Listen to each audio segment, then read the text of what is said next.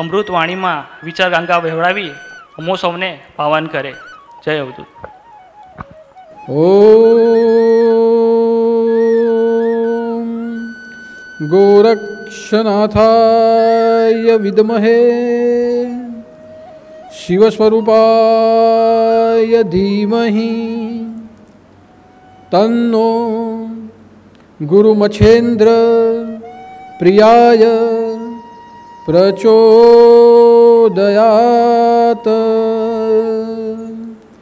ઓમ ચૈતન્ય ગોરક્ષનાથાય નમઃ. અવધૂત ચિંતન શ્રી ગુરુદેવ દત્ત સદગુરુદેવ કી જય. નવનાથ ચિંતન શ્રી ગુરુદેવ દત્ત. અલખ નિરંજન. आदेश आदेश आदेश. यहीं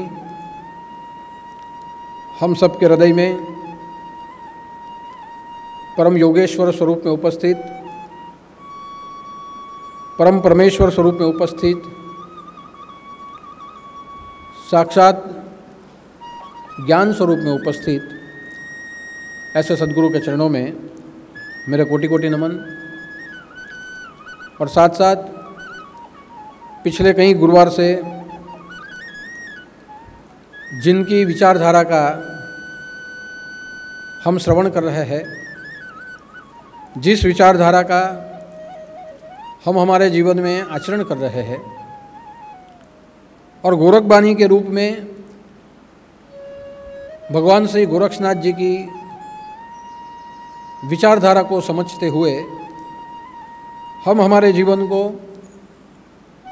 सांत्वना दे रहे हैं, ऐसे साक्षात शिव स्वरूपी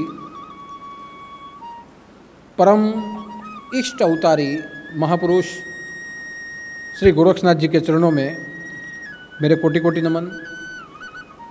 और जो भी भक्त फेसबुक के माध्यम से, यूट्यूब के माध्यम से हर गुरुवार की विचार गंगा का श्रवण और दर्शन कर रहे हैं, ऐसे सभी धर्म प्रेमी भाई बहनों को, सभी नाथ भक्तों को मेरा जय अवधूत, जय जय मच्छेंद्र समर्थ और आदेश. हम सब जानते हैं और हम सब ने हमारे गुरुदेव के प्रवचनों में परमात्मा के परम तत्व को सुना भी है. और हम सब ने इतने सालों से सत्संग सुनते हुए जीवन में यनकेन प्रकार से प्रतिक्षण परम तत्व की शक्ति का अनुभव करते हुए यह माना है कि परमात्मा सर्वव्यापी है, परमात्मा ही नित्य है, परमात्मा निर्गुण भी है और परमात्मा सगुण भी है. और इसीलिए हम सभी भक्ति मार्गी भक्तगण हमारे भक्ति मार्ग से ऐसा समझ चुके हैं कि परमात्मा हमारे भीतर में है, परमात्मा हमारे रोम रोम में बसा हुआ है. और इसीलिए हम जब भक्ति करते हैं, हम जब भजन गाते हैं, पूजा करते हैं, पाठ करते हैं, मंत्र जाप करते हैं, तब हम ऐसे एक निष्ठा रखते हैं कि यह जो कुछ हम कर रहे हैं हमारे हृदय के भाव से कर रहे हैं, और जो भी कुछ हम बोल रहे हैं, जो भी क्रियाएं हमसे हो रही है, यह सभी पूजा और हमारी सभी क्रियाओं को हमारे हृदय में बैठे हुए भगवान सुनते भी है और स्वीकारते भी है. और इसीलिए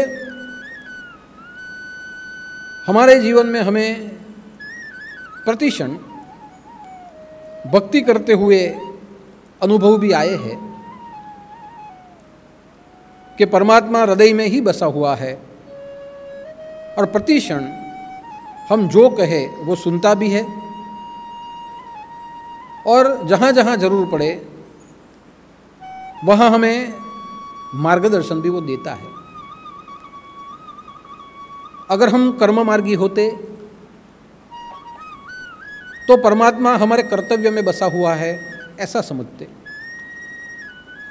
अगर हम ज्ञान मार्गी होते तो परमात्मा हमारे तत्व ज्ञान में समाया हुआ है और निराकार रूप में ही है, ऐसा ही हम मानते। लेकिन हमारे गुरुदेव श्री सानीनाथ जी ने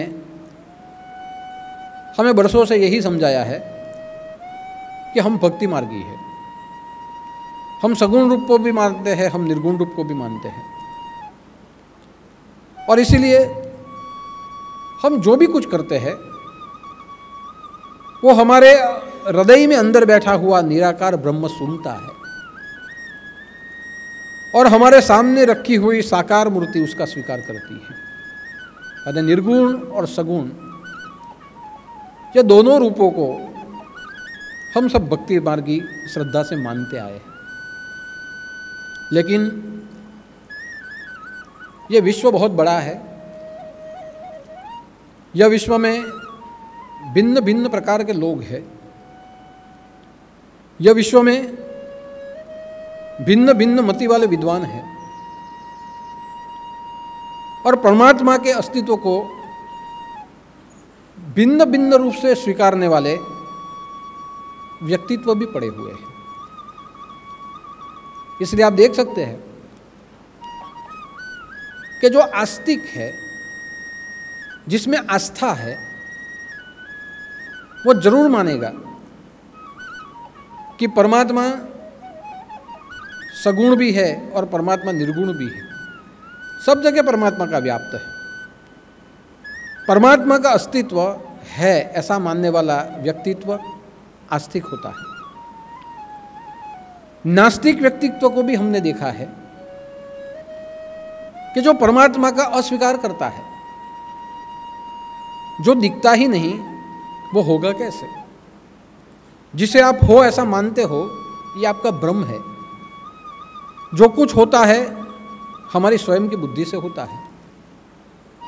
यानी परम तत्व जैसा कोई अस्तित्व ही नहीं है, ऐसा पूर्ण जोश में विरोध करने वाला ये नास्तिक है। और सदा से नास्तिक और आस्तिक के बीच में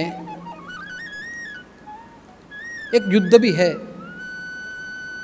कि वो परमात्मा का स्वीकार करता है और हम हमारे अनुभवों से परमात्मा का स्वीकार करते हैं। तो इसमें वाद विवाद भी बहुत है। लेकिन नास्तिक जो है वो परमात्मा का स्वीकार नहीं करता। दूसरा जो होता है वो यात्री मानसी होता है, यात्री मानस वाला। यानी परमात्मा को वो मानता भी है, लेकिन जहां जहां यात्रा स्थल बने हैं उसी में परमात्मा है ऐसा मानता है। यानी शिव कैलाश में है, माँ भवानी जहाँ उसका निवास है शिखर के ऊपर, ऐसे शक्तिपीठों में है। और बाकी सब देवता जिस जिसके जहाँ स्थान बने हैं वहाँ वो विराजमान है। यानी जहाँ तीर्थ स्थल है वहाँ ही परमात्मा विराजता है, ऐसे मानने वाले ये यात्री मानसी होते हैं। यानी उनका मानस यात्रा मानस होता है। वो कभी ये नहीं स्वीकारते कि आप जहाँ बैठे हो वहाँ भी परमात्मा है। वो स्वीकारते हैं कि परमात्मा उनके तीर्थ स्थानों में बसा हुआ है। जहाँ जहाँ उसके स्थान बने हैं वहाँ बसा हुआ है। वो काबे में भी है, कैलाश में है, गुरुद्वारा में है, गिरजाघरों में है। निश्चित जगह में परमात्मा बसा हुआ है ऐसा ही वो स्वीकारता है और वहाँ वो जाता है।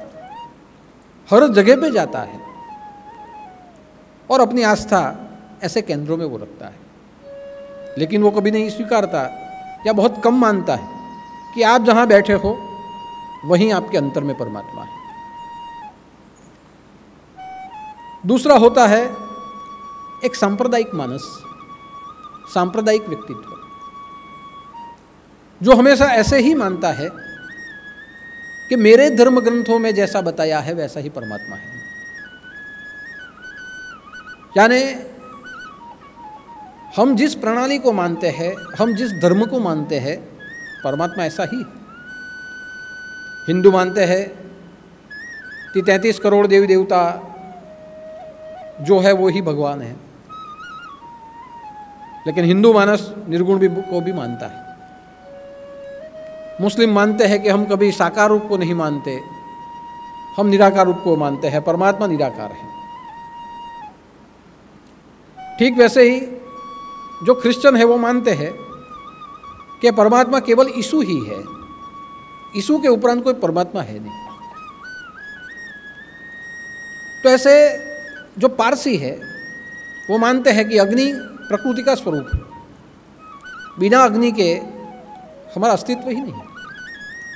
यानी जीवन जीने के लिए जो ऊर्जा चाहिए, ये ऊर्जा ही परमेश्वर है। ये जो है ये संप्रदायवादी है कि मैंने जो मेरे ग्रंथों में पढ़ा, मेरी संस्कृति ने जो मुझे सिखाया और जो मैंने सोचे समझे या न समझे, जिसको ही मैंने अनुभव किया, मेरा धर्म जैसा कहता है परमात्मा वैसे ही है। ऐसे भी स्वीकारने वाले लोग हैं और ऐसे मानने वाले भी इस जगत में व्यक्तित्व हैं। कई व्यक्तित्व तात्विक व्यक्तित्व होते हैं जो हमेशा ऐसे ही मानते हैं कि परमात्मा तत्वों में छिपा हुआ है, मेरे ज्ञान में छिपा हुआ है, मेरे तर्कवाद में छिपा हुआ है। मैंने जो भी तर्क किए हैं परमात्मा तर्क में ही है, मेरे ज्ञान में है। मैंने जो भावार्थ निकाले हैं परमात्मा उसमें ही हो सकता है। ऐसे तत्वार्थी व्यक्तित्व भी इस दुनिया में परमात्मा का एक अलग रूप से स्वीकार और अस्वीकार करते हैं। कई व्यक्तित्व ऐसे हैं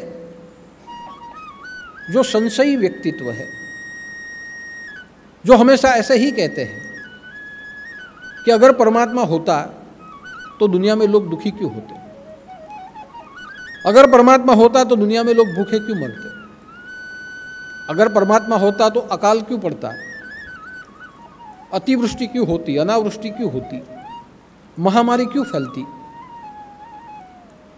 कोई अमीर और गरीब ऐसी असमानता क्यों होती। अगर परमात्मा होता तो कोई दुखी ही नहीं होता। यानी संशय पैदा करने वाले व्यक्तित्व भी ये पूरी दुनिया में पड़े हुए हैं।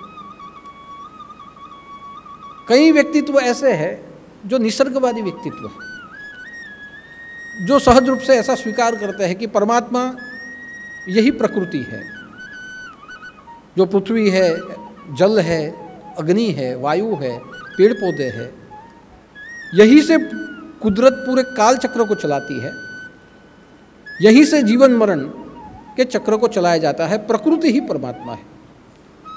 बाकी न परमात्मा आपके हृदय में है, न परमात्मा किसी मूर्ति में है, न परमात्मा किसी ग्रंथों में है, न परमात्मा किसी ज्ञान में या किसी विज्ञान में है। परमात्मा निसर्ग में ही बसा हुआ। कई बुद्धिवादी व्यक्तित्व होते हैं जो भौतिक जीवन में परमात्मा को ढूंढते हैं और उनकी कुशाग्र बुद्धि से भौतिक वस्तुओं में भी उन्होंने परमात्मा को माना है। जैसे विज्ञान भौतिकवाद में परमात्मा को ढूंढती है कि हमने जो विज्ञान दिया ये वस्तु विज्ञान ही परमेश्वर है। बिना पदार्थ से, बिना विज्ञान से, बिना रसायन से या किसी बिना यंत्रों से ये सृष्टि चल ही नहीं सकती। यह सृष्टि जो चलाता है वो विज्ञान चलाता है। यानी परमात्मा पदार्थों में है, पदार्थों में जो विज्ञान है उसमें परमात्मा छिपा हुआ है। या दो पदार्थों को जोड़ने से जो शक्ति पैदा होती है वो परमात्मा है। यानी विज्ञान यंत्रों को मानता है, सिद्धांतों को मानता है, लेकिन निराकार परमात्मा है, सगुण परमात्मा है, ऐसे परमात्मा को विज्ञान स्वीकार नहीं करता। तो आप सोचिए कि जितना बड़ा विश्व है उतने ही भिन्न भिन्न प्रकार के व्यक्तित्व के लोग परमात्मा के अस्तित्व को अपने अंदर के व्यक्तित्व से स्वीकार करते हैं। कोई आस्तिक है, कोई नास्तिक है, कोई निरीश्वरवादी है, कोई निसर्गवादी है, कोई बुद्धिवादी है, कोई संशयवादी है, कोई विज्ञानवादी है। और हर एक व्यक्तित्व ने अपने अपने तर्कों से, सिद्धांतों से साबित करने का प्रयत्न भी किया है। लेकिन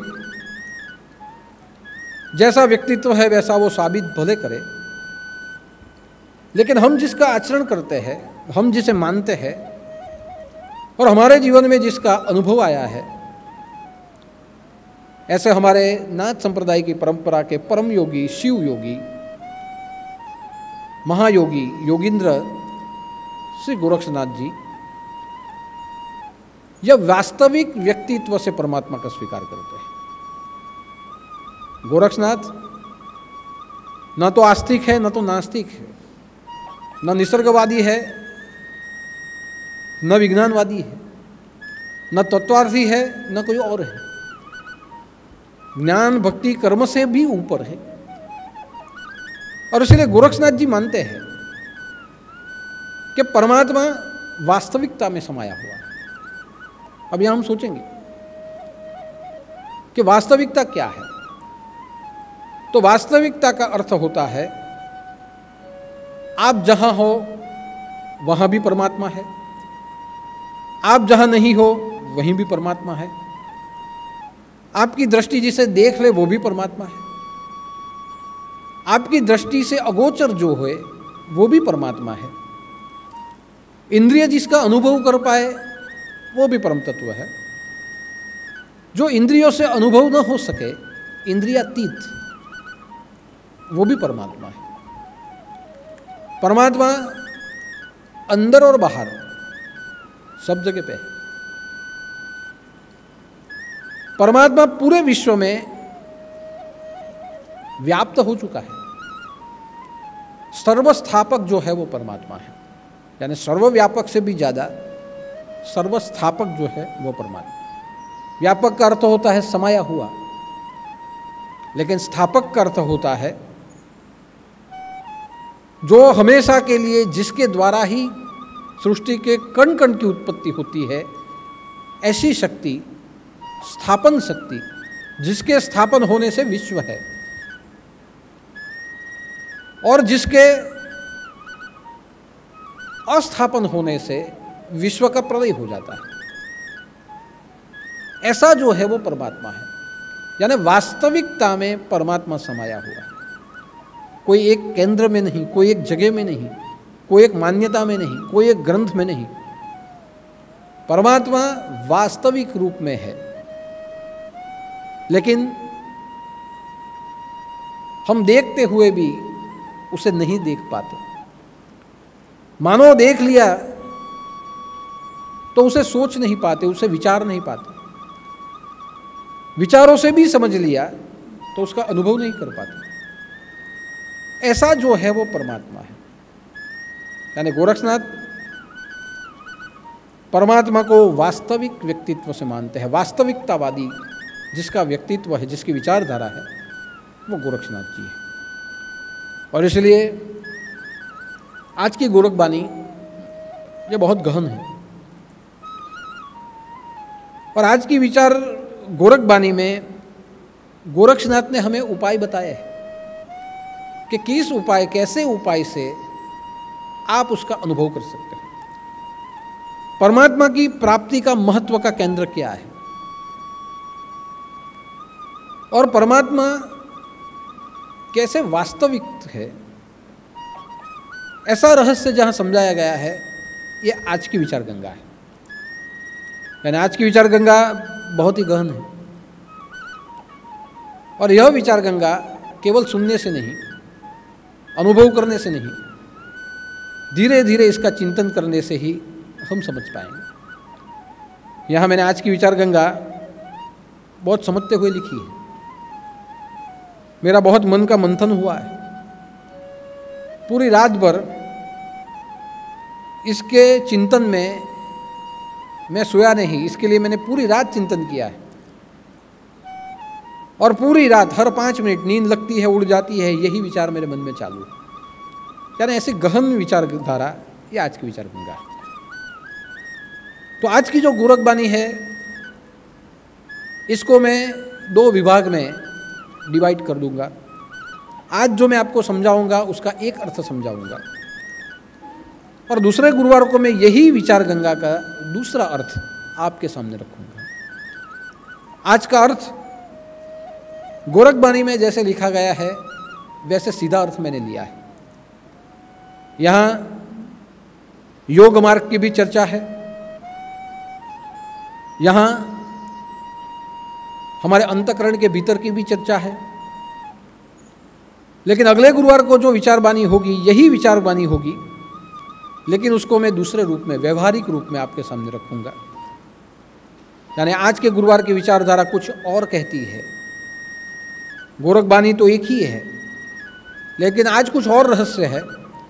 अगले गुरुवार को यही होगा, यही शब्द होंगे, लेकिन उसका भावार्थ और उसका तत्वार्थ कुछ बदल दिया जाएगा। तो आज के गुरुवार का मंथन है, गोरक्षनाथ जी हमें समझाते हैं कि परमात्मा वास्तविक है। तो कैसे है? तो यहाँ गोरक्षनाथ जी ने लिखा है, अदेशी देशी बा, देशी बिचारी बा, आदि सीटी राशि बा चिया, पाताल की गंगा ब्रह्मांड चढ़ाई बा, तहाँ बिमल जल पिया। ये गोरक्षनाथ जी ने समझाया है। पहली जो लाइन है उसमें गोरक्षनाथ जी हमें समझाते हैं कि देशी देशी बा, देशी बिचारी बा। तो उसका अर्थ होता है जो नहीं दिखाई पड़ता वो परमात्मा, उसे देखना चाहिए या उसे ही देखना है। देशी बिचारी बा, देखकर उस पर विचार करना है। अधिशीटी राशि बचिया, देखने से और विचार करने से भी न जाना जाए, उसे अनुभव से अपने चित्त में संभालना है, संभालना चाहिए। यहाँ चिया का अर्थ होता है चित्त। ये जो वाणी है, यह वाणी लोक बोली है, जहाँ गोरक्षनाथ जी ने अपना काफ़ी समय बिताया होगा, ऐसे स्थान में लिखी गई ये वाणी है।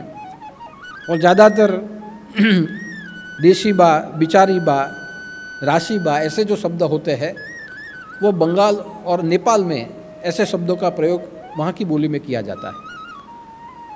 हिंदी भी है और उसमें नेपाल की बोली भी आती है, तो वहाँ की लोक बोली में ये गोरखबानी लिखी गई है। और यहाँ गोरक्षनाथ जी ने समझाया है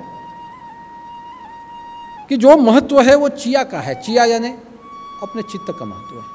कैसे? तो देशी देशी बा, परमात्मा कैसा है? परमात्मा व्यक्त भी है, अव्यक्त भी है। वो दिखाई भी पड़ता है और नहीं भी दिखाई पड़ता। जो दिखाई पड़ा है उसे हमें विचारना है, और विचारने से भी अगर न समझ में आए तो जो हमें अनुभव हुआ है वो अनुभव को चित्त के साथ उसे जोड़ना है। अब यहां समझिए परमात्मा कैसा है। तो परमात्मा व्यक्त भी है, अव्यक्त भी है। जैसे जैसे आपके मन में भावना होगी, परमात्मा वैसे ही व्यक्त होंगे। जैसे जैसे हम हमारे अंतःकरण से सोचेंगे और परमात्मा को देखने का प्रयत्न करेंगे, परमात्मा वैसा ही रूप लेके हमारे सामने प्रकट हो जाएंगे। यानी हमारी मान्यता हृदय की जैसी रहेगी वैसा ही रूप हम परमात्मा का पाएंगे। तो अर्थ क्या हुआ कि हमारे ध्यान में जैसा परमात्मा है, हमारे विचारों में जैसा परमात्मा है, वैसा ही परमात्मा हम देखेंगे। जैसे हमने बचपन से भगवान राम की कहानियाँ सुनी हैं, हमने बचपन से भगवान कृष्ण की कहानियाँ सुनी हैं, हमने बचपन से ही भगवान बुद्ध की कहानियाँ सुनी हैं। जैसे जैसे कथाएं हमने सुनी है वही विचार हमारे मन में रहते हैं और उसे ही हम परमात्मा मान लेते हैं। जिसके घर में शिव भक्ति ज़्यादा हो उसे सिखाना नहीं पड़ता कि शिव भक्ति क्या है, उसे अनुभव की कोई ज़रूरत नहीं होती, अपनी आस्था अपने आप उस भगवान पे हो जाती है। यानी कोई शिव को मानता है, कोई विष्णु को मानता है, कोई दुर्गा को मानता है। हमारे मानस के ऊपर जैसी जैसी हमने कथाएं सुनी है, हमारे घर में जैसे जैसे पूजा पाठ होते हैं, जैसी जैसी मान्यता हमारे घर में होती है, या जो हमने देखा है उसमें हम निष्ठा रखते हैं, उसमें श्रद्धा रखने की जरूरत पड़ती नहीं, हम उसको मानते हैं। तो जो हमने मान लिया है हमेशा उसी को भगवान मानते हुए हम सोचते हैं। यानी कई बार कोई व्यक्ति राम को ज़्यादा मानता है तो वो कृष्ण को कम मानता है, कोई शिव को मानता है तो वो विष्णु को नहीं मानता है। शिव को मानने वाले और विष्णु को न मानने वाले ऐसे बहुत बड़ा वर्ग है जहाँ दोनों में विरोधाभास है। कोई देवी पूजक है, सिर्फ देवी की उपासना करता है, वो विष्णु को या शिव को नहीं मानता, उसे शक्तिपंथी कहा जाता है। शिव को मानने वाले जो शाक्तपंथी है कहा जाता है, जो कृष्ण को मानने वाले हैं उसे पुष्टि मार्गी कहा जाता है। जैसी उनकी मान्यता हो चुकी है उसी भगवान को उन्होंने स्वीकारा है, और जिसको उसने स्वीकारा है उसी का अनुभव वो प्रति मिनट करते हैं। इसलिए कहा जाता है कि देखी देखी बात, जो सगुण है उसको तो आप देख सकते हो, जिसमें आपकी श्रद्धा है उसको आप मान सकते हो, जिसके लिए आपने बार बार सुना है उसका आप स्वीकार कर सकते हो। तो देखी देखी बात, देखकर उस पर विचार करिए। अगर हम विचार करेंगे तो हमें पता चलेगा कि जिसको हमने देखा है, जिसको हमने माना है, क्या उधर तक ही परमात्मा है क्या? परमात्मा की शक्ति से तो पूरा विश्व चलता है। परमात्मा को मानने वाले मानते हैं, हम सब मानते हैं कि पूरे विश्व का नियंत्रण परमात्मा करता है। जो बिजली में जो चमक होती है वो परमात्मा की शक्ति होती है, उसी से विद्युत पैदा होती है। जल में जो शीतलता है वो परमात्मा है, पहाड़ों में गुरुत्वाकर्षण है वो परमात्मा की शक्ति है, सूर्य में जो तेज है वो परमात्मा की शक्ति है। मनुष्य ने बनाई हुई ये शक्तियाँ नहीं, ये जो शक्ति है जिससे पूरा विश्व चलता है, जो दाना उगता है और जो हम खाते हैं, वो सभी परमात्मा की शक्ति से होता है, मनुष्य से नहीं होता। मनुष्य सिर्फ कर्म करता है, लेकिन उसकी जो उपज होती है वो परमात्मा से होती है। आप सामान्य रूप से स्वीकारिए कि हम घर में जिस रूम में बैठे हैं वहां अगर हमें लाइट चालू करनी है तो हमें बिजली के बोर्ड तक जाना होगा, वहां हमें बटन दबाना होगा, बटन दबाने के बाद बल्ब चालू हो जाएगा। अब आप देखिए, आप यहाँ बैठे हो, बल्ब वहाँ है, लेकिन बल्ब को चालू करने के लिए नियंत्रण तो हमें करना है। चालू जाके हम उसको ऑपरेट करेंगे तब जाके वो चालू होगा, और जाके उसको जब हम बंद करेंगे बंद हो जाएगा। यहाँ जो बल्ब है वो अपने आप चालू क्यों नहीं होता? हमें ज़रूरत पड़ी, अपने आप चालू क्यों नहीं होता? रात आई तो वो चालू क्यों नहीं हो जाता? दिन होता है अपने आप बंद क्यों नहीं हो जाता? बार बार वो बिगड़ता क्यों है? लाइट का सप्लाई कट हो जाने के बाद वो बंद क्यों हो जाता है? उसको रिपेयर क्यों करना पड़ता है? कहने का मेरा तात्पर्य है, एक बल्ब को चालू करने के लिए भी उसको हमें ऑपरेट करना पड़ता है। हमारे ऑपरेट किए बिना वो चालू नहीं होता। ठीक उसी प्रकार पृथ्वी, जल, तेज, अग्नि, वायु, भूमि, ये जो कुछ भी सौंदर्य है, हमारे जीवन जीने के जो भी ये कुछ आधार है, उसको कोई तो ऑपरेट करता है। किसी को कोई ऐसा जो है जो उसका नियमन करता है, बिना उसके ये नियम से चालू ही नहीं रह पाता। सूर्य हर रोज अपने टाइम से उग जाता है, जैसे टाइम खत्म हो जाए वो डूब भी जाता है। आप देखिए, कोई तो होगा उसका नियंत्रण करने वाला। कभी ऐसा देखा है कि सूर्य उगा ही नहीं, कभी ऐसा देखा है नदी बही ही नहीं। हम जो भी कुछ जीते हैं, जिसके आधार पे अवलंबन से हम जहां जीते हैं, जिसका हमें अवलंबन है, उसको कोई ना कोई तो उसको ऑपरेट करता है। और इसीलिए गॉड शब्द आया है। हम जो हमारी सांसें जो चलती है वो हमारे नियंत्रण में है क्या? हम चाहे उतनी ले ले, हम चाहे उतनी बंद कर दे, हो सकता है? प्राणायाम कर सकते हैं। हमारी सांसों पे, प्राणवायु पे हमारा नियंत्रण है क्या? हम जो खाते हैं उसका लहू बने, ऐसी हमारी संकल्प शक्ति से बन सकता है क्या? हमारे जितने भी बाल हैं वो हम चाहे उतने बढ़ते रहे, कभी जड़े नहीं, ऐसा हो सकता है? हमारी आंखों की रोशनी से हम जहां चाहे वहां देख सके, ऐसा हो सकता है? हमारे नियंत्रण में हमारा शरीर भी नहीं है। अगर होता था हम मरते ही नहीं थे। जो आया है वो मरा है। क्यों मरा है? हमारा नियंत्रण ही नहीं है हमारे ऊपर। लेकिन इतने साल हम जीते हैं, नियमित हमारी सांसें चलती है, हम सो जाते हैं उसके बाद भी वो चलती रहती है। हमें कहीं तकलीफ आए, अपने आप हमारी अंदर की शक्ति से वो ठीक होती है, रोग प्रतिकारक शक्ति से। हम जो खाए वो अपने आप अंदर पचता है पाचक रसों से। हमारा खून अपने आप बनता है, अपने आप सब होता है। दवा हम लेते हैं, जिस चीज का अभाव हो वो दवा पूर्ण देती है। अगर दवा से ही जिया जाता तो खाना क्यों हम खाते?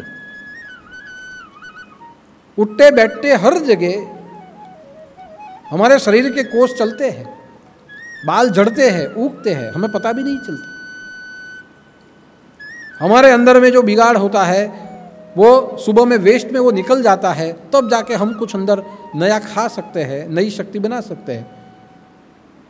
सर्जन और विसर्जन अंदर की भी प्रक्रिया चालू रहती है। हम जो खाते हैं उसमें से ही वीर्य बनता है, उससे ही उत्पत्तियां जीवों की होती है। वो भी हमारे नियंत्रण में नहीं है। वीर्य बनना भी हमारे नियंत्रण में नहीं। आप देखिए, कोई तो ऐसा ऑपरेटर है जो सब कुछ नियमित रूप से चला रहा है। बचपन में दूध के दांत आते हैं, गिर जाते हैं, नए दांत आते हैं। ये सब कैसे होता है? बालक जन्मने से पहले ही माँ के स्तनों में दूध फूट जाता है। बालक को भूख लगेगी, भगवान ने सोचा है, अपने आप माँ जन्म दे, उसको दूध लाना नहीं पड़ता, अपने आप फूटता है। ये सब कैसे होता है? कोई तो ऐसा है जो ऑपरेट करता है, दिखा ही नहीं देता, हम सब जानते हैं। और इसीलिए शब्द आया है गॉड। गॉड का अर्थ होता है जीओडी, गॉड। गॉड का अर्थ होता है जी यानी जनरल, ओ यानी ऑपरेटर, और डी यानी डेवलपर। जो पूरे विश्व का नियंत्रण करता है, नियामक है, उसको विकसित करता है, वो है गॉड। उसे ही कहा जाता है भगवान, उसे ही कहा जाता है ईश्वर। तो देखी बात, जिसको हम देख रहे हैं कि ये कृष्ण ही भगवान है, क्या कृष्ण के जितना सीमित ही भगवान होगा? राम ही भगवान है तो राम के जितना ही सीमित भगवान होगा? तो राम त्रेता में आ गए। अगर राम से ही सब कुछ चल जाता तो कृष्ण को जन्म क्यों लेना पड़ता? द्वापर में कृष्ण क्यों आए? और द्वापर और त्रेता में राम कृष्ण है, कलयुग में क्यों नहीं है? कलयुग में बुद्ध को क्यों आना पड़ा? कलयुग में कल्कि अवतार को क्यों आना पड़ेगा? सोचिए आप। अगर राम भगवान को मानना वही सर्व सामर्थ्य है तो इतने जन्म हर एक युग में बदलने क्यों पड़े? आज भी राम होते, हम उसे देख पाते जैसे पहले देखते थे। आज भी कृष्ण होते, हम उसे सुन पाते। देखी बात दिखाई देता है, जिसमें हमारी मान्यता है उसको हम देखते हैं, लेकिन बिना देखे भी वो है, उसे समझो। दिखता है, एक मर्यादा है। जहाँ हमने सगुण में मान लिया है वहाँ उसकी शक्तियों को हमने मर्यादित कर दिया है। तो देखी देखी बा जो दिखाई तो देता है, देखी बिचारी बा, उसके लिए सोचो कि जितना दिखता है उससे भी ज़्यादा कुछ है वो जो आप नहीं समझ सकते, नहीं देख सकते, जहाँ आप पहुँच नहीं सकते, वहाँ भी वो है। और वो है इसीलिए तो ये पूरे जगत का नियंत्रण हो रहा है। तो देखी देखी बा, देखी बिचारी बा, सोचिए हर जगह में वो व्याप्त है। अग्नि में भी है, जल में भी है, वायु में भी है, भूमि में भी है। कितना सामर्थ्य है उसके पास। ये भूमि होती है, यह भूमि में आप जैसा पदार्थ डालो वैसा रस वो पैदा कर देती है। ये किसका सामर्थ्य है? यहाँ आम बो तो आम उगेगा, मीठा लगेगा। यहाँ नीम बो दो उसके बाजू में तो नीम कड़वा लगेगा। दोनों कड़वे दोनों मीठे नहीं लगते। वहाँ आंवला रोप दिया जाए, आंवले का पेड़ रोप दिया जाए तो वहाँ खट्टा लगेगा। सोचिए आप, ये ही एक ही भूमि है। जैसा जैसा आप पौधा रोपो वैसे वैसे वो रस बना के एक एक नया फल दे देती है। ये कौन सी शक्ति है? जैसा डाला जाए वैसा वो पैदा करती है। ये कौन सी शक्ति है? फूलों में सुगंध, ये कौन सी शक्ति है? हम जो सेंट डालते हैं वो तो केमिकल है। उसकी सुगंध डालो टिकती नहीं है, जैसे पसीना हुआ वैसे वो बदबू में पलट जाती है। लेकिन फूलों की सुगंध अविरत रहती है। हम सेंट डाले, 4 आदमी पूछेंगे अच्छा डाला है। हम डालते ही इसीलिए है कि 4 आदमी हमें पूछे बहुत अच्छा सेंट है। लेकिन सब लोग नहीं देखते। वही सेंट पसीने में बदबू में पलट जाता है। लेकिन जहाँ फूलों का सुगंध होती है वहाँ भौरों को निमंत्रित नहीं किया जाता। भौरे अपने आप आ जाते हैं। हम सूंघते हैं, हम अपने आप वहाँ पहुँच जाते हैं। मधुमक्खी अपने आप पहुँचती है और वहाँ से औषध बना देती है, शहद बना देती है। तो सोचिए आप कि जो दिखता नहीं है उसके बाहर भी विचारना चाहिए कि जिसका हमें निरालंबन है, अवलंबन है, जिसका हमें अवलंबन है वो परमात्मा है। भगवान राम का चरित्र हमारे व्यक्तित्व का विकास कर सकता है, वहाँ वो भगवान है। लेकिन जिस प्रकृति के साथ हम जीते हैं वो निर्गुण परमात्मा की पूर्ण प्रकृति है जो हमें आज जीवन दे रही है। यानी हमें समझना है कि जो दिखाई देता है उसके लिए सोचो, जितना आप देखते हो उतना ही परमात्मा नहीं है। एक बार क्या हुआ कि एक गांव था, अंधों का गांव था। वह गांव में सभी अंधे ही रहते थे। जो जन्मते थे वो भी अंधे ही होते थे।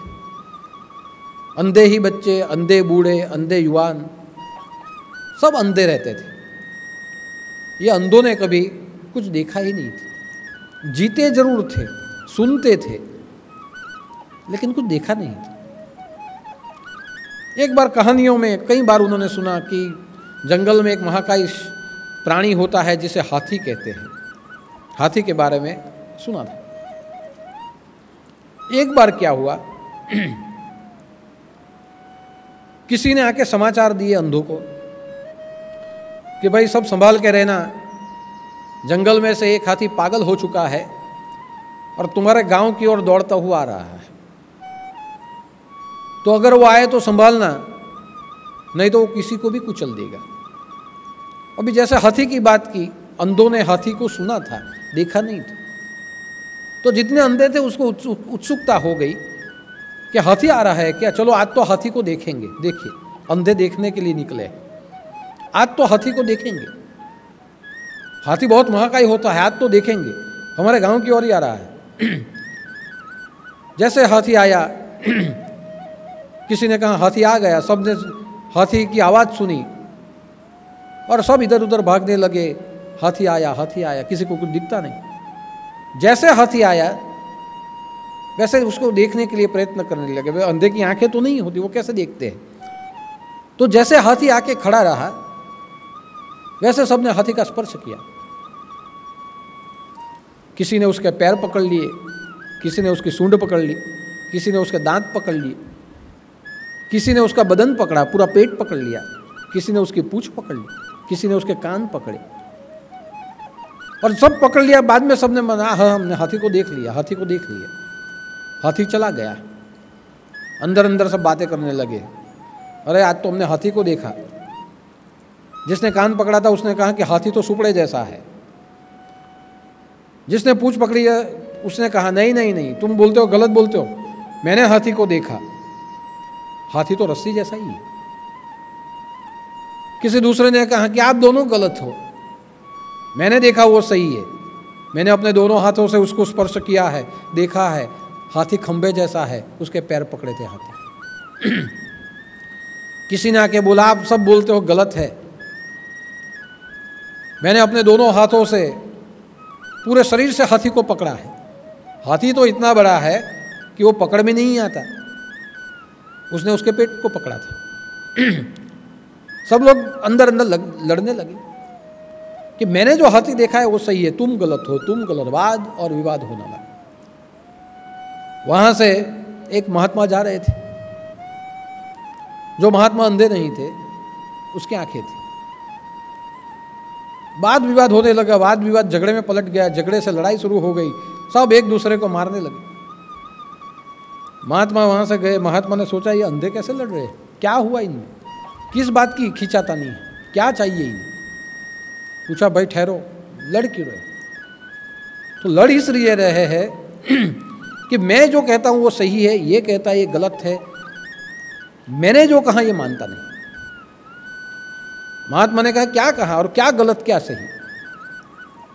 उन्होंने कहा गांव में हाथी आया था, एक ने कहा मैंने देखा तो मुझे सुपड़े जैसा लगा, वो सुपड़े जैसा है।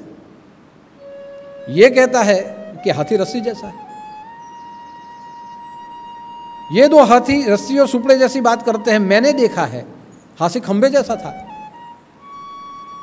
ये सब गलत बोल रहा है। मैंने देखा है हाथी तो हाथ में आ नहीं, इतना विशाल है, हाथी चट्टान के जैसा था।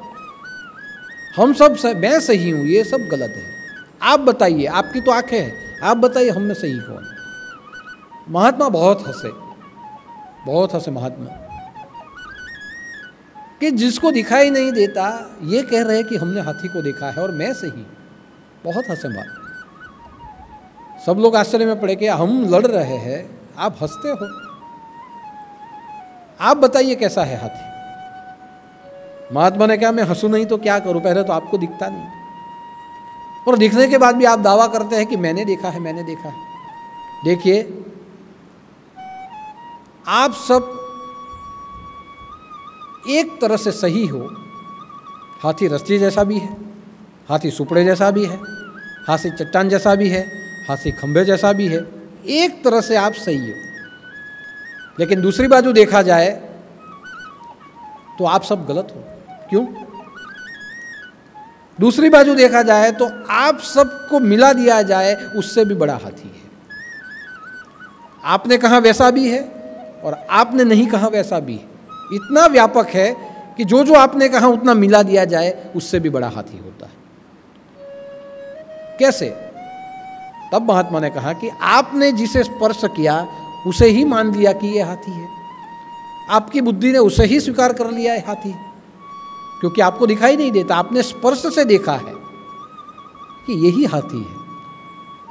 लेकिन मैंने तो हाथी का स्पर्श भी किया है और मेरी आंखों से मैंने देखा है कि जो जो आपने पकड़ा, एक एक अंग पकड़ा था, उतना तो हाथी है ही, लेकिन उन सबको अंगों को मिला दिया जाए तो उससे भी ज़्यादा बड़ा हाथी हो सकता है।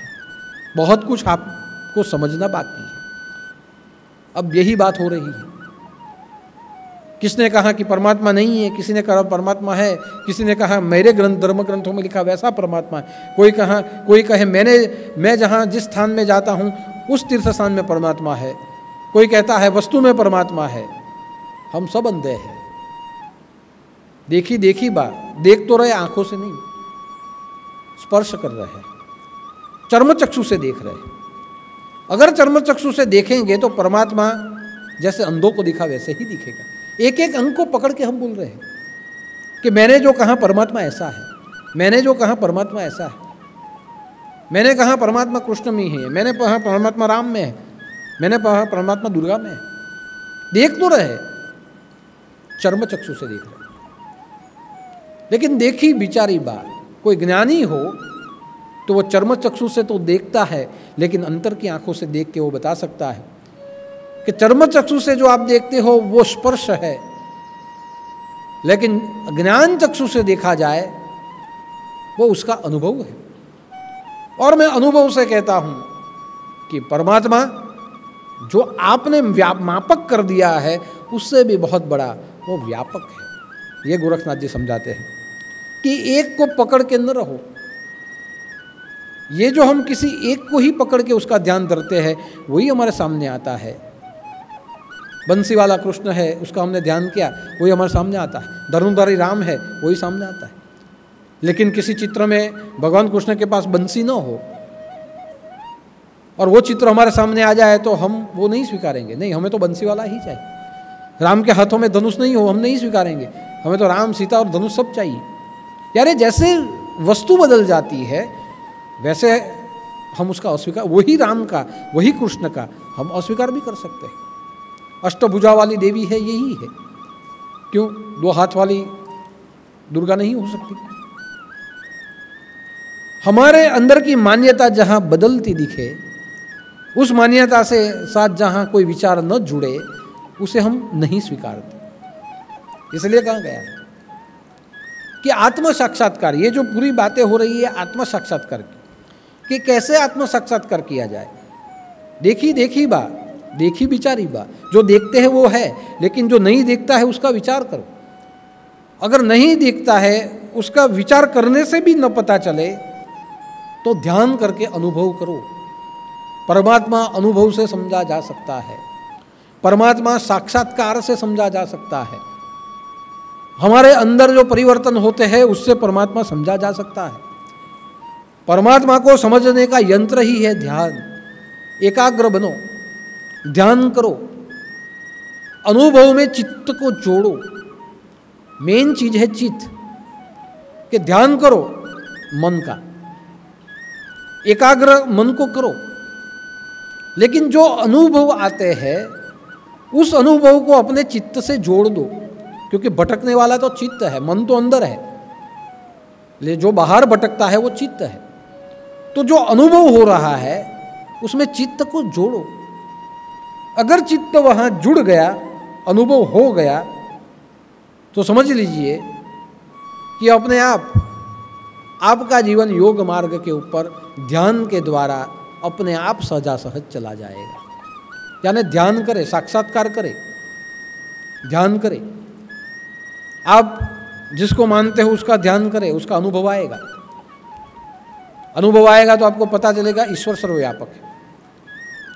ध्यान करने के लिए जो आपने देखा देखी बा वो चलेगा, लेकिन जब आंख में ध्यान करो तो देखी बिचारी बा, उसका विचार करो कि मैं जिसे मानता हूं इसने ही यह सब फैलाया हुआ है। हम सब उसी के ऊपर है। जो हम जीते हैं वो नहीं है उसकी शक्ति, तो हम जी नहीं सकते। उसका विचार करें। हमारे जीवन में जितना भूतकाल, भविष्य और वर्तमान में जो घट रहा है उसमें सोचे कि हम कुछ नहीं कर सकते थे, बहुत कुछ उसकी मर्जी से हुआ है। अगर ऐसा हम समझेंगे, ऐसा अनुभव आएगा, तो साक्षात्कार का सबसे पहला लक्षण हो जाता है हम शांत हो जाएंगे। साक्षात्कार का सबसे पहला लक्षण हो जाता है हमारा अहंकार चला जाएगा।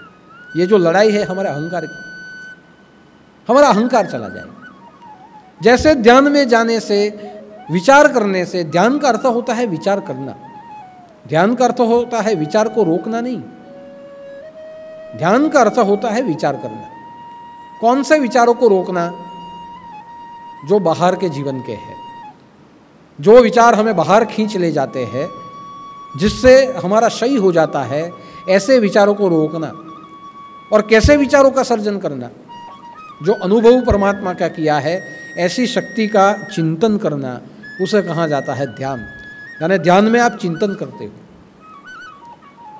अगर आपने जो ध्यान में चिंतन किया है उसमें साक्षात्कार दो प्रकार से हो सकता है, क्योंकि ध्यान जब आप करें 5-5 मिनट का करें, आप शांत होकर बैठ जाए और 5-5 मिनट जिसको आप देखी बा, जिसको देखा है उसको सोचे कि वो क्या कुछ कर सकता है।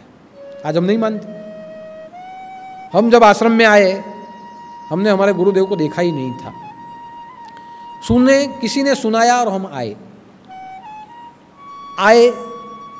हमने देखी बा, हमने देखा कि ऐसे ऐसे है गुरुदेव, ऐसे ऐसे है, गुरुवार को आते हैं, प्रवचन करते हैं, आशीर्वाद देते हैं, इनके काम होते हैं। देखी बा। अब क्या हुआ, आने लगे, आते आशीर्वाद मिले, जो गुरुदेव ने आशीर्वाद दिए थे वो सार्थक हो गए, जा तेरा भला होगा, जो अटका था वो सफल हुआ, अनुभव आ गया। बाद में क्या हुआ, पहले किसी ने कहा था और देखने के लिए आए थे, अब ये हो गया हम देखने के लिए नहीं आते, हमने स्वीकार कर लिया है, इसीलिए उससे जुड़ने के लिए हम आते हैं। अनुभव हो गया, विचार में आ गया अनुभव। अब जब हम सोचेंगे और आपको अगर पूछ लिया जाएगा कि मेरा ये काम है, मेरे जीवन में तकलीफ है, गुरुदेव के पास, दादा के पास जाने से अच्छी हो जाएगी क्या? आप स्वयं बोले हो जाएगी। दूसरी भी तकलीफ है, सब हो जाएगी। कैसे? दादा सब कर सकते हैं, गुरुदेव सब कर सकते हैं, सब अच्छा हो सकता है, सब बिगड़ा बन सकता है। हमारे जीवन का अनुभव, जैसे आम का वृक्ष हो, आम मीठा हो, उसको तपासने के लिए क्या करना पड़ता है? एक आम चखना पड़ता है। जैसे हमने एक आम चख लिया, वैसे हम कहते हैं पूरे आम मीठे हैं, हम बोल सकते हैं। वैसे एक बार हमें अनुभव आ गया, बाद में उसमें हम सर्वव्यापक को देख सकते हैं। सोची बा, देखने के बाद सोचिए कि जिस गुरु तत्व का आपको अनुभव आया है वो आपके जीवन में क्या कुछ कर सकता है, क्या क्या कर सकता है। आपके जीवन को, जो शुष्क जीवन है, उसको वो वसंत में बदल सकता है। आप बैठे थे, आपको उठाया है, उठा के चलाया है, चला के दौड़ाया है, दौड़ा के उड़ा भी सकता है। ये सब कुछ कर सकता है, ये शक्ति सब कुछ कर सकती है। देखिए, सोचिए, देखने पे मत जाइए। अगर रूप बदल गया तो मुश्किल हो जाएगी, स्वीकार नहीं पाएंगे। हम सबके जीवन में घटा है कि जब गुरुदेव थे, देखा था, अनुभव भी किया था। जब रूप बदल गया, मैं सामने आ गया, काफी लोग उसको स्वीकार ही नहीं सके कि हमने तो ऐसे ही गुरुदेव को देखा था, इनको कैसे स्वीकारे, इनकी उम्र और गुरुदेव की उम्र में कितना फर्क, कैसे स्वीकारे? ये कहेंगे हमको हजम ही नहीं होगा, ये युवा अवस्था है, ये वृद्ध अवस्था, हो ही नहीं सकता, तो पात्र ही अलग है। लेकिन जो सोची बा, उसको सोचा, 18 सालों तक सोचा, और जब 18 सालों तक सोचा, बाद में मान लिया नहीं सब बराबर ही, बर्तन तो न्यारे भय, पानी तो सब में एक ही है, पानी तो बराबर ही। अब तो हम अनुभव करते हैं, बड़े दादा छोटे दादा बोलते ही नहीं, दादा ही बोल के चलते हैं, एक ही तो है। अनुभव आया है, कहीं को नहीं आया होगा, उसका अहंकार है, नहीं आया तो अहंकार समझो। इतने समय तक ध्यान किया, गुरुवार को ये सब ध्यान, आप जो बैठे हो ये ध्यान है, खुली आंखों का ध्यान, आपका चित्त यहाँ ही है। इतने साल भी आए, अगर नहीं आया तो समझो साक्षात्कार नहीं हुआ। समझ लीजिए, साक्षात्कार 2 प्रकार से हो सकता है। कैसे हो सकता है? तो साक्षात्कार सोची बात, सोचने से, उसके अनुभव को चित्त में जोड़ने से हो सकता है। पहला साक्षात्कार का पहला लक्षण क्या है? आपके अंदर की वृत्ति बदल जाए, आपके अंदर अहंकार हो तो चला जाए, आपके अंदर क्रोध हो तो आप शांत हो जाओ, आपके अंदर लोभ हो तो आपका लोभ चला जाए, आपके अंदर की इच्छा हो इच्छा बदल जाए, इच्छा रहे लेकिन कुछ और तरह से बदल जाए, स्वभाव में परिवर्तन आ जाना, ये साक्षात्कार का पहला लक्षण है। इतने साल यहाँ आने के बाद भी अगर स्वभाव नहीं सुधरा, समझो कितने भी गुरुवार आप आए हो, निरर्थक हुआ, आगे ही नहीं बढ़ पाए। जिसे साक्षात्कार होता है, उसे साक्षात्कार हुआ है, उसे पता नहीं चलता, दूसरों को पता चलता है। उसमें परिवर्तन हो चुका है, ये दूसरे देखेंगे। पहले क्रोध बहुत करते थे, आश्रम में जाते हैं क्रोध शांत हो गया है, ये दूसरों ने बोला, समझ लीजिए पहला साक्षात्कार हो गया। परमात्मा को पाने की पहली पात्रता आप में आई है। पहले व्यसन बहुत करते थे, सहजासहज छूट गया, इच्छा ही नहीं होती, पहली सीढ़ी हुई है साक्षात्कार। जब साक्षात्कार होता है गुण बदल जाते हैं, और साक्षात्कार विविध रूप में होता है।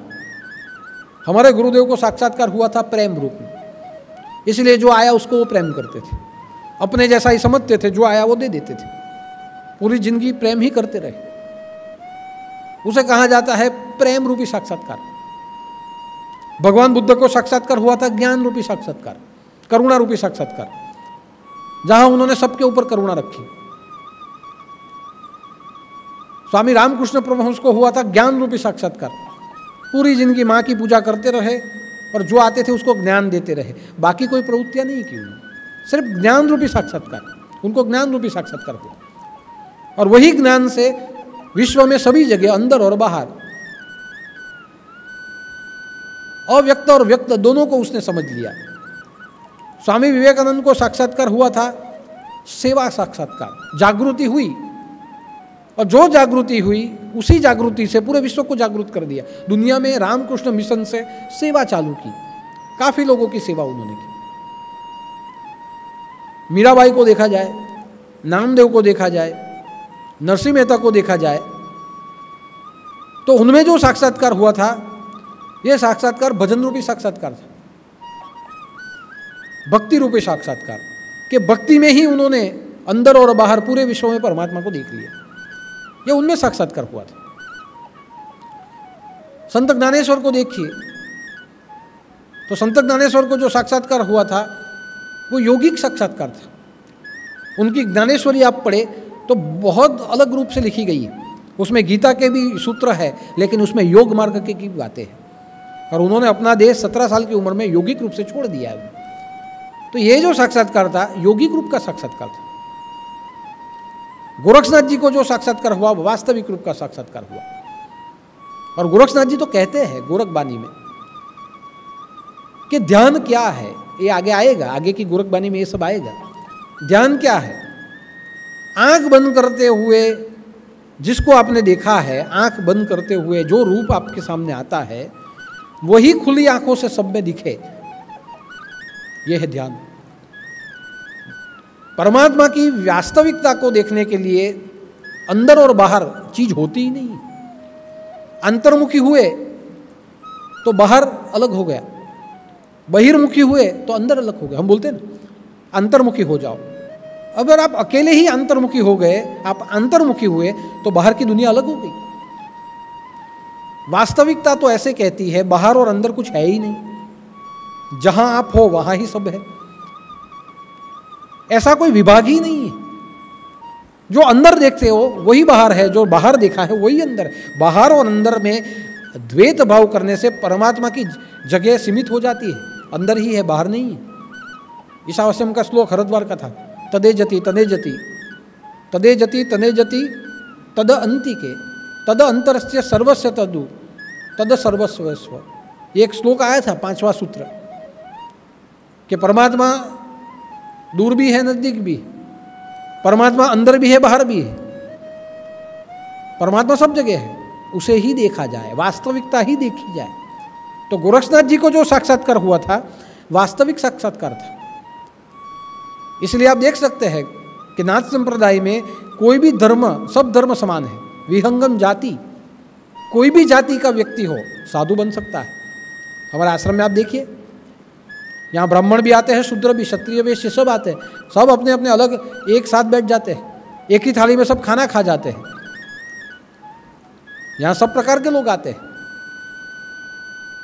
ये क्या होता है? वास्तविक सब में परमात्मा है। गुरुदेव यहाँ बैठते थे, सबके दर्शन करते थे, आज मैं वही करता हूँ।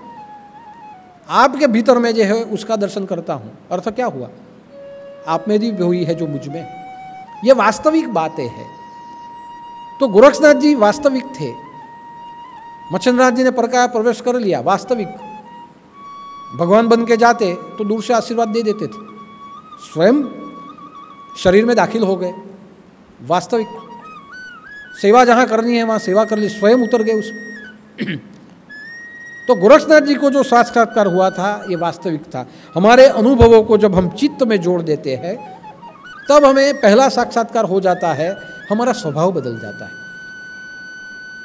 बहुत वर्षों पहले शायद रामदास स्वामी तप के लिए गए थे। निकले, उनके हाथों में रोटी थी, रोटियां लेके खाने के लिए बैठे। जैसे खाना चालू हुआ वैसे वहाँ एक कुत्ता आया। जैसे कुत्ते ने रोटी में मुंह मारा, जैसे स्वामी जी ने डंडा लेके, हट साला कुत्ता कहाँ से आ गया, हट यहाँ से, ऐसे करके उसे मारा। वापस कुत्ता आया, वापस मारा, नहीं माना तो उसके पीछे डंडा लेके दौड़े, कुत्ता भागा। तू क्यों मेरी रोटी खाता है? तू कुत्ता है, मैं भूखा हूं, तू क्यों खाता है? यह दृष्टांत समझिए आप। डंडा लेके दौड़े, क्रोध से दौड़े, मारने के लिए दौड़े।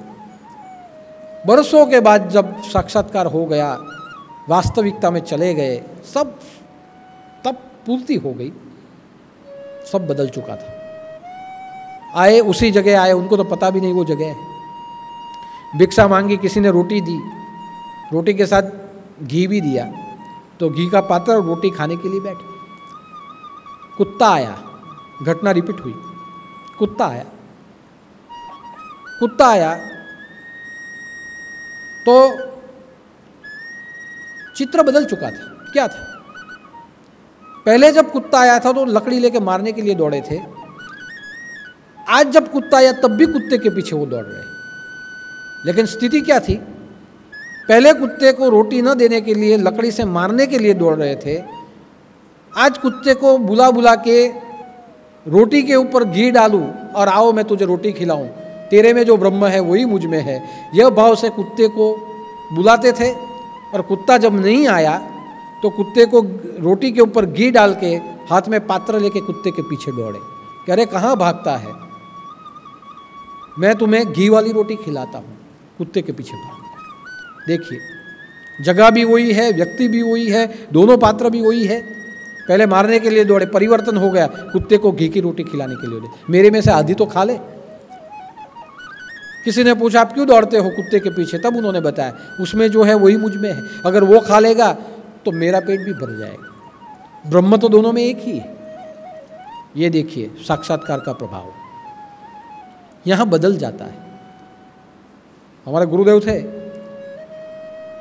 वो हर गुरुवार को सब भक्त खाने के बाद चले जाते थे, बहुत कम खाते थे उस दिन। पूछते थे आज क्यों कम खाया? मेरा पेट भरा हुआ है। इसे कहते हैं वास्तविक साक्षात्कार, कि मेरे भक्तों में परमात्मा जो है वही मुझ में है, मैं और मेरा भक्त, मैं भक्त का भक्त मेरे एक है। उसने खा लिया तो मेरा पेट भर गया, होता ही नहीं है बाद में कुछ। यहाँ अद्वैत है ही नहीं। ये होता है साक्षात्कार, खाने की जरूरत नहीं पड़ती। आज आप यहाँ आके खाना खा जाओ, आज के दिन मैं भी कम खाता हूँ, आपको खाया हुआ देख के मेरा पेट भरता है, बहुत कम खाना। क्यों? आपने खा लिया, पेट मेरा भरता है। ये वास्तविक साक्षात्कार। भूख समान होती है, आपको लग गया मुझे, आपने खाया, मेरा पेट भरता है।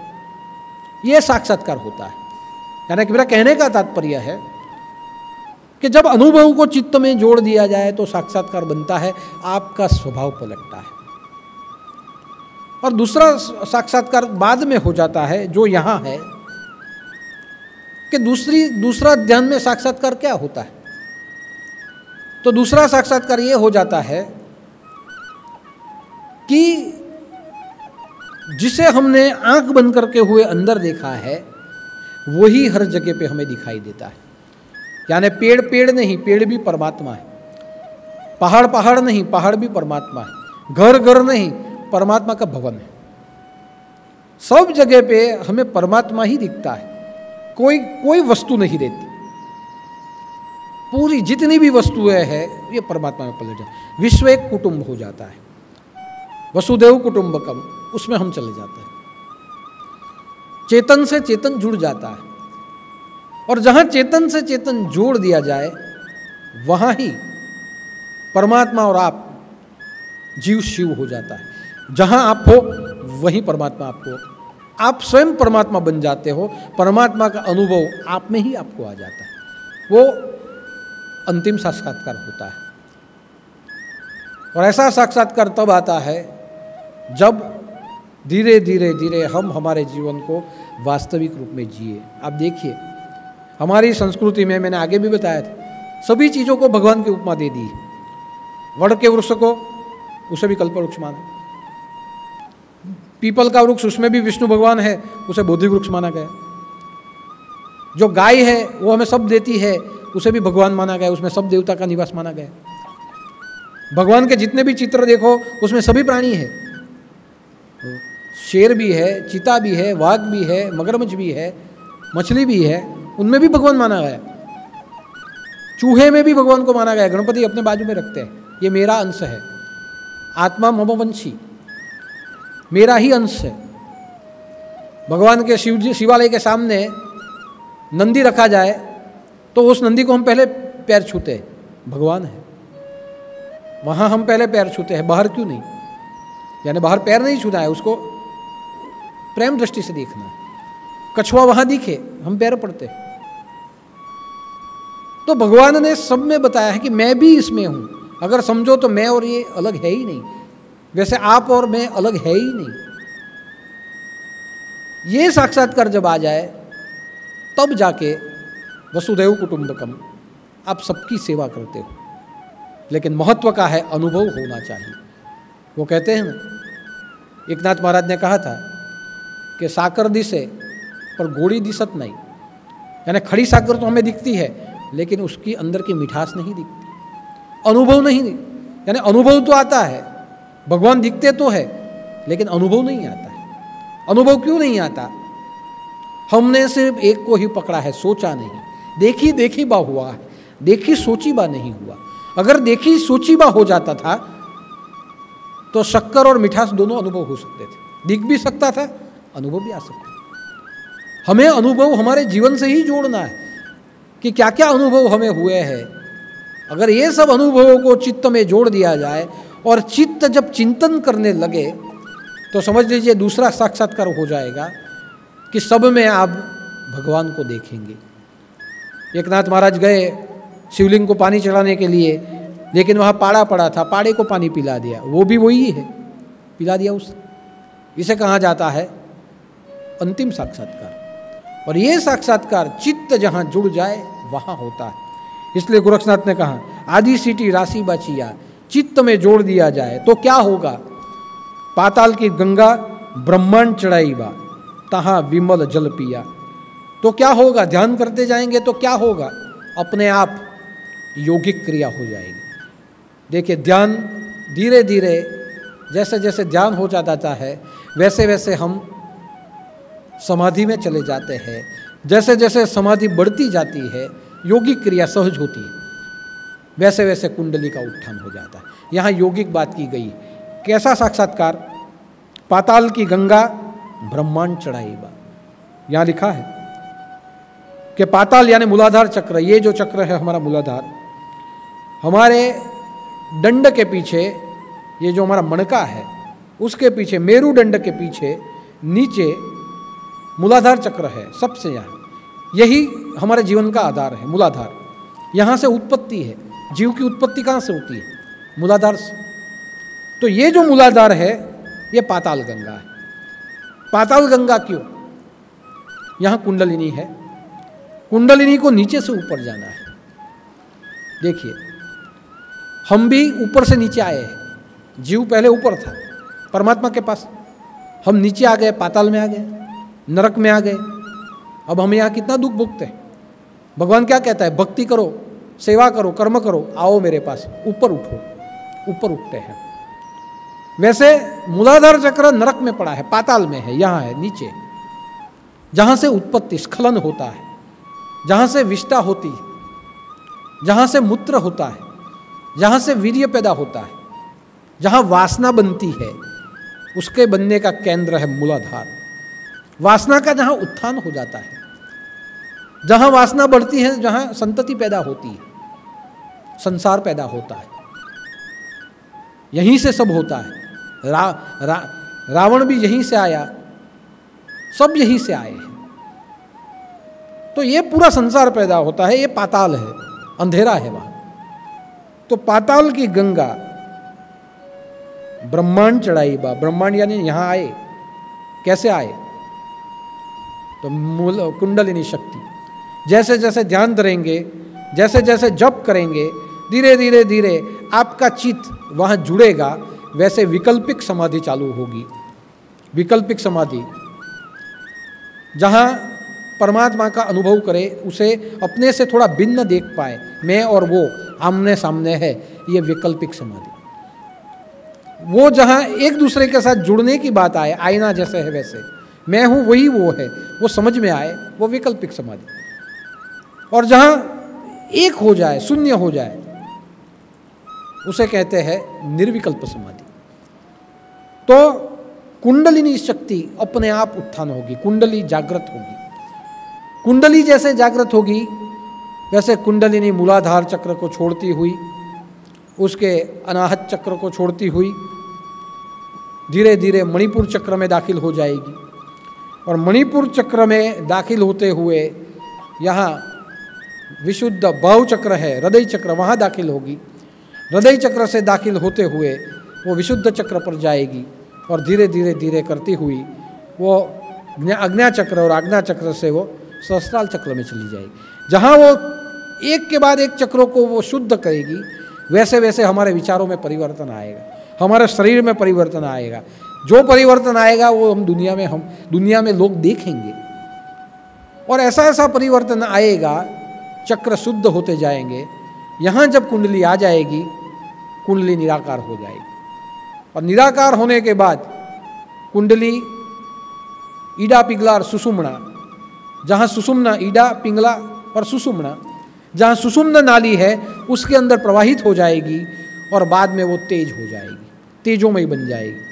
और जहाँ तेजोमयी बन जाए वहाँ यह शरीर की मर्यादा ऊपर हो जाएगी, यहाँ मृत्यु का भय चला जाएगा, वहाँ हम अमर हो जाएंगे, प्रकृति हमारे अधीन हो जाएगी, मन से ऊपर हम चले जाएंगे, हम योगींद्र हो जाएंगे, हम योगी हो जाएंगे। ये सहज होता है। यानी योग क्रिया की शुरुआत कहाँ से होती है? ध्यान से। ध्यान करने से धीरे धीरे समाधि, निर्विकल्प समाधि, पूर्ण समाधि पर चले जाएं, अपने आप हमारा जीवन बदलता है। ये योगियों के लिए कहा गया है। हम भी करें, इस जन्म में नहीं, धीरे धीरे धीरे कई जन्म के बाद हम भी क्रिया योग में दाखिल हो सकते हैं। लेकिन आज की जो ये विचार गंगा है, जैसे उसमें लिखी है वैसे मैंने आपको बताई। अगले गुरुवार की जो विचार गंगा यही होगी, लेकिन उसका रूप मैं बदल दूंगा, व्यवहारिक रूप से मैं आपको समझाऊंगा। लेकिन आज है पाताल गंगा से आकाश गंगा की ओर जाना। ये पाताल है। कुंडलिनी वहाँ जकड़ के बैठी है। हमारे जीवन के सभी चक्र जहाँ पवित्र हो जाएंगे, तभी जाके ये अनुभव आएंगे। यानी एक समझ लीजिए कि ध्यान में जैसे स्वभाव बदलने लगता है, वैसे आप समझ लीजिए कि आपकी कुंडली उत्थान होने की शुरू हो गई है। जैसे जैसे आपका स्वभाव समरस हो जाएगा, समझ लीजिए कि आपकी कुंडली का उत्थान चालू हुआ। एरोप्लेन ने उड़ना चालू किया, जमीन को छोड़ा है, वो धीरे धीरे बढ़ेगी। और हमारे गुरुदेव ने तो हमें शक्तिपात दीक्षा दी। क्यों शक्तिपात दीक्षा दी?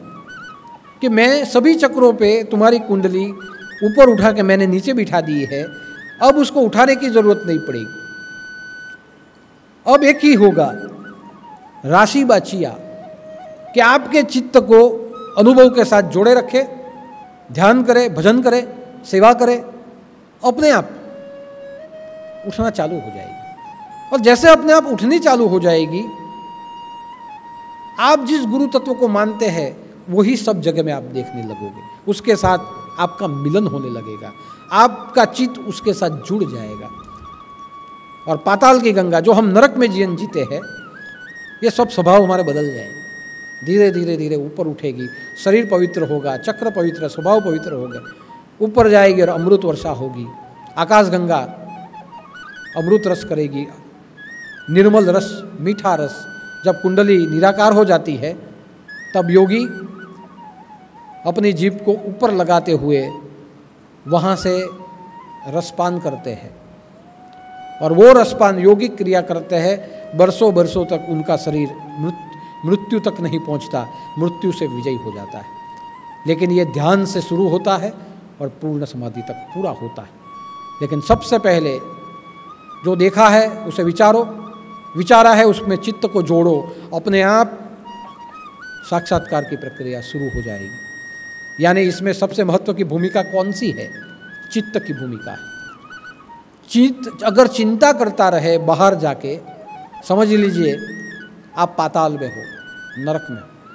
चित्त ने जैसे यहाँ आने के बाद चिंतन चालू कर दिया, समझ लीजिए कि यही चित्त आपको समाधि तक ले जा सकता है।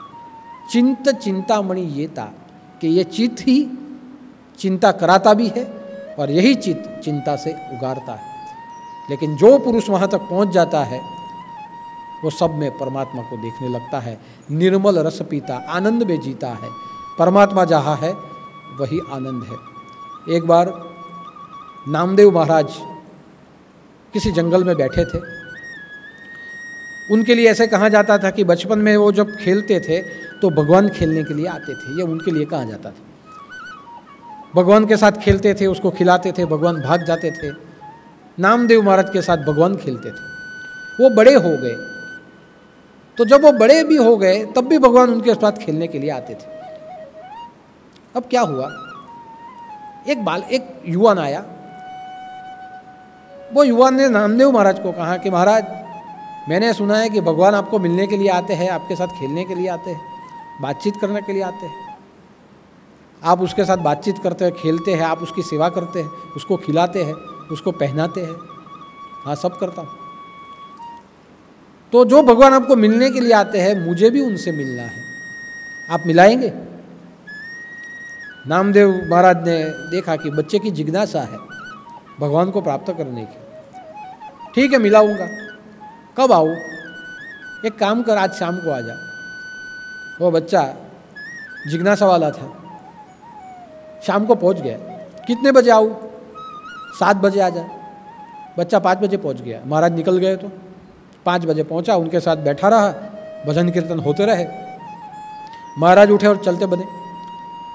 जंगल में चलते चलते चलते नगर के पास आए।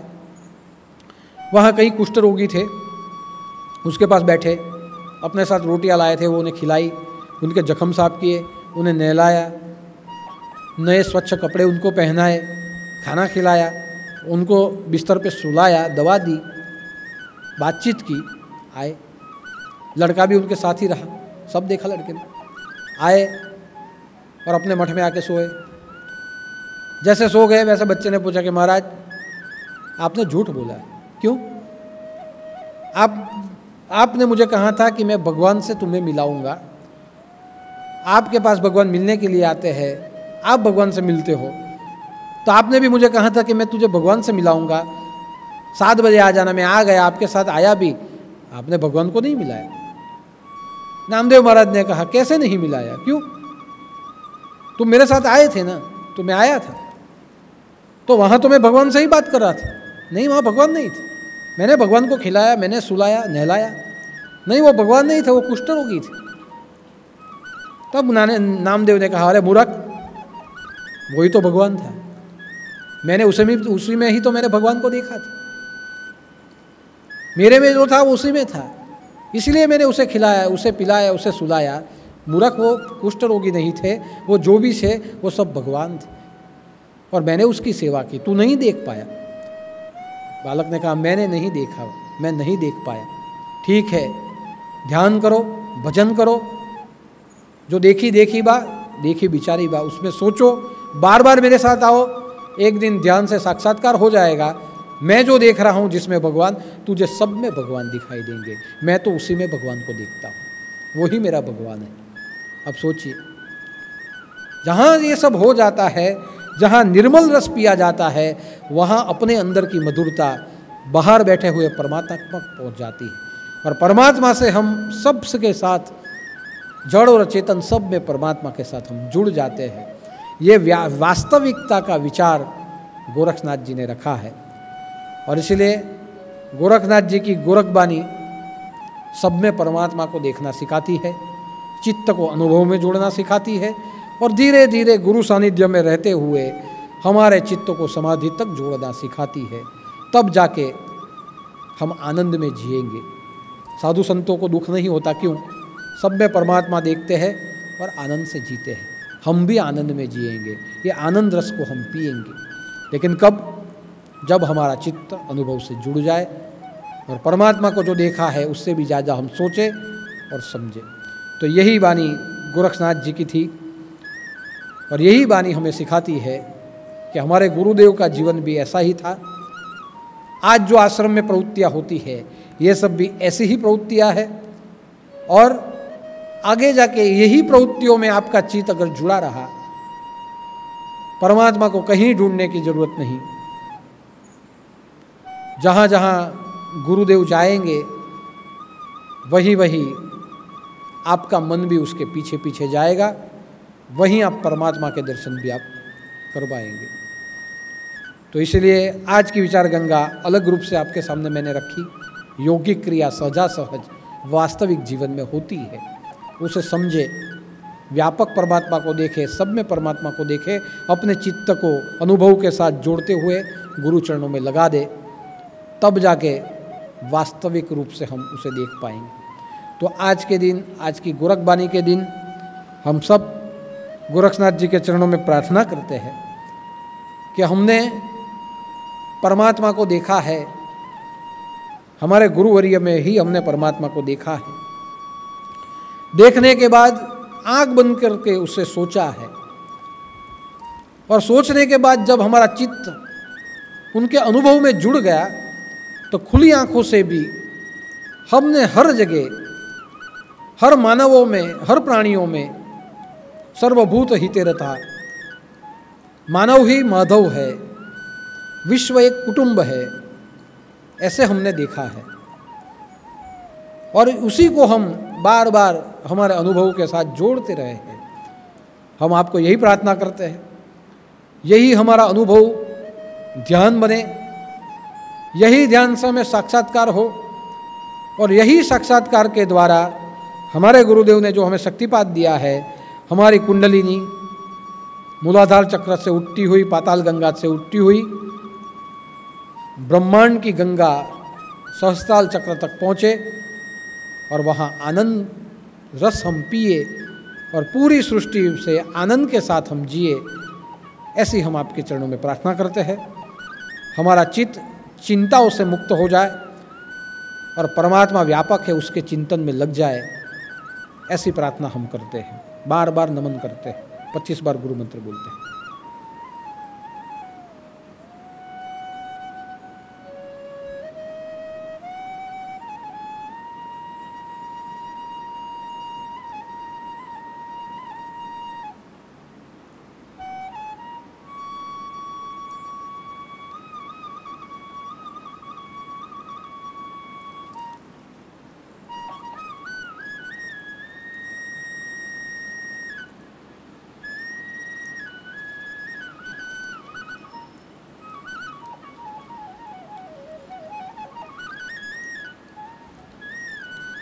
गोरक्ष झालंधर सरपटाश्च अड़बंग मच्छेन्द्राज्य चौरंगी रेवाणक भर्तुवरी सज्ञा भूम्यांब पूर्णनाथ सिद्ध। जय जय मच्छेन्द्र समर्थ, जय जय मच्छेन्द्र समर्थ, जय जय मच्छेन्द्र समर्थ। स्वामीनाथ महाराज की जय, छोटे दादा की जय।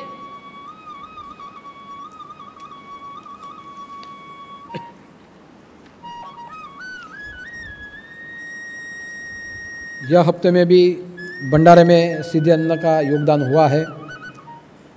दीपेश भाई एड़के नवसारी 50 किलो गेहूँ 10 किलो चावल। चंदू भाई चौधरी 80 किलो चावल गड़त। रमेश भाई चौधरी काकड़वा 20 किलो आम। रंजनबेन गामित 2.5 किलो मूंगफली 3 किलो सब्जी।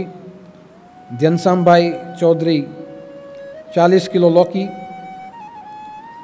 आर्थिक योगदान भी यहाँ कोविड के कार्य में हुआ है। कैलाशबेन राठौड़ मुंबई, रितेश भाई पटेल सरैया, हितेश पटेल सूरत, प्रफुल्ल घोरपड़े ग्वालियर, गीताबेन मिस्त्री सूरत, अरुण भाई शाह बरोड़ा, DS शाह अमदावाद, पंकज भाई लाड़ सूरत, शैलेंद्र चिचखेड़े छत्तीसगढ़। आज का भंडारा खैरलाव खरेड़ा सत्संग मंडल की ओर से है।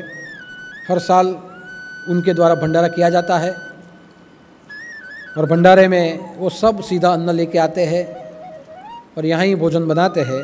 तो આજની વાનગી છે ચોખાના રોટલા, મગનું રસાવાળું શાક, ભાત, કેરીનું અઠાણું અને રવાનો શીરો બધું જ લાવે છે અને અહીંયા દર વર્ષે બનાવે છે।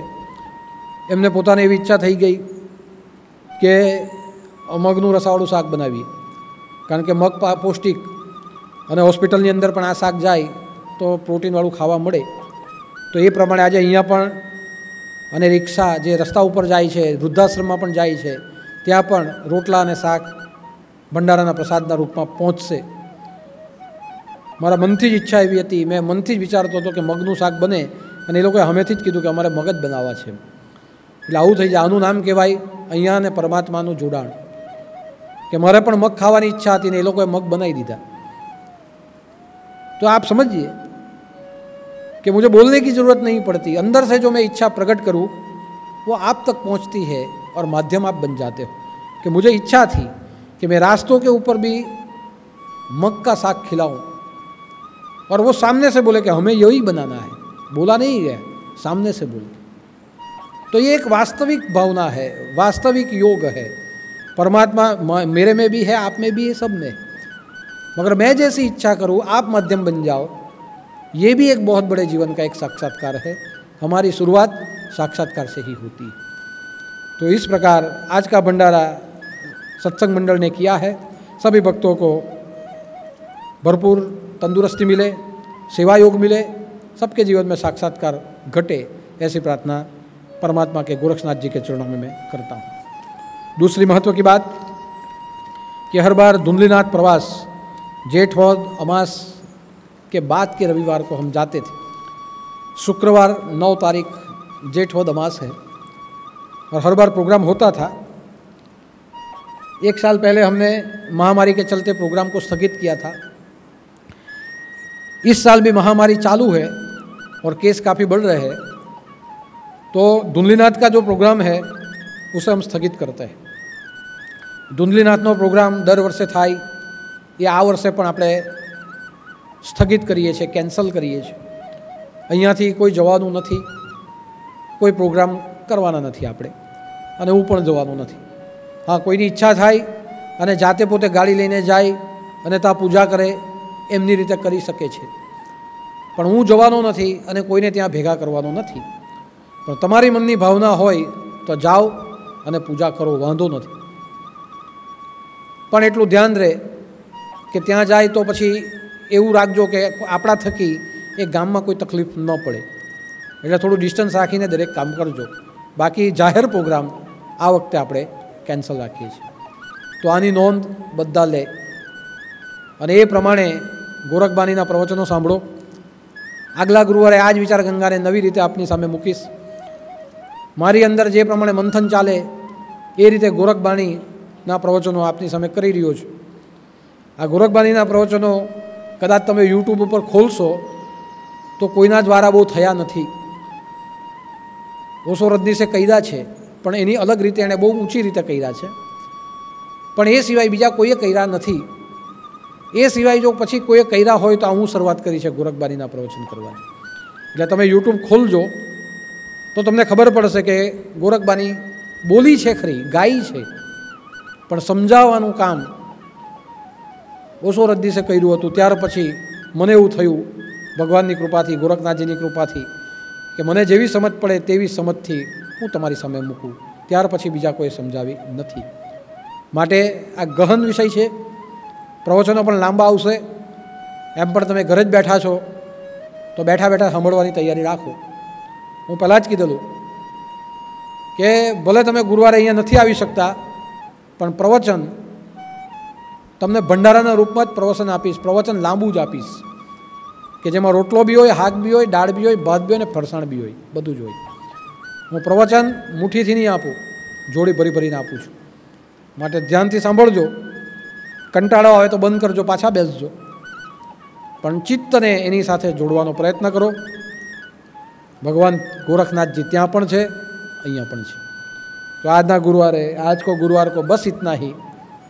हम सब सुखी रहे, तंदुरुस्त रहे और गोरखनाथ जी का चिंतन करते रहे, ऐसी प्रार्थना करता हूँ. सभी भक्तों को मेरा जय उदूत. जय जय मच्छेंद्र समर्थ और आदेश. ओम पूर्णमदः पूर्णमिदं पूर्णात् पूर्णमुदच्यते पूर्णस्य पूर्णमादाय पूर्णमेवावशिष्यते. ओम शांति शांति शांति. गुरु गोरक्षनाथ महाराज की जय. नाथ पंथ.